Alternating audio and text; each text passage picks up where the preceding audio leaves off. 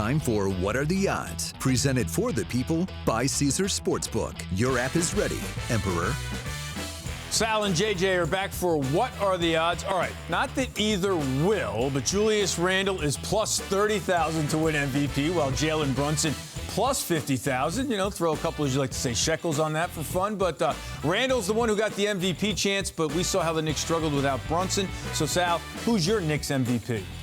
It's a tough question. I'd probably still go Randle. I know the importance of having Brunson, and believe me, I've wanted to watch a Knicks point guard, a decent one, since Derek Harper. Charlie wore Derek Harper back in the 90s, so I know the importance of it. I do think he makes other guys better.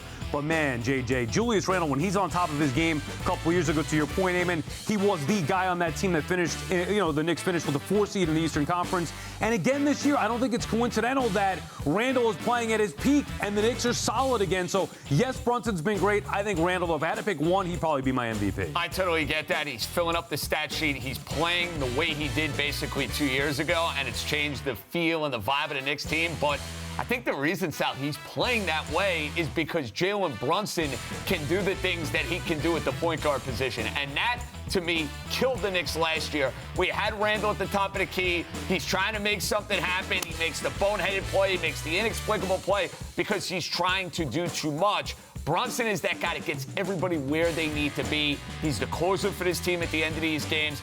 I don't think the Knicks are a playoff team without Jalen Brunson. They need him on the court. So it's close. It's very close. And statistics are going to favor Sal here, but I'm going to go with Brunson. You know, Sal, I'm with you with Derek Harper and Charlie Ward, but could they only stay away from JoJo English and PJ Brown? I mean, did they really have to do that? Sorry for the trip down memory lane, but, you know, to JJ's point, Jalen Brunson is that guy. It's the cliche. Makes everyone around him better. Is that more important than the fact that Randle's the go-to guy for points? Yeah, I do think so long term. We've talked about this, for the last couple of years, even before Brunson. Even with Randle playing at his best, I still think there's a limit to where the Knicks could go. If you take Randle off this team and have Brunson as the lead point guard, and you have R.J. Barrett develop, and you get another third guy in there that can maybe be a little different to the numbers that Julius Randle puts up, I think maybe they could go further. So I like Randle. I like his passion, his toughness when things are going well.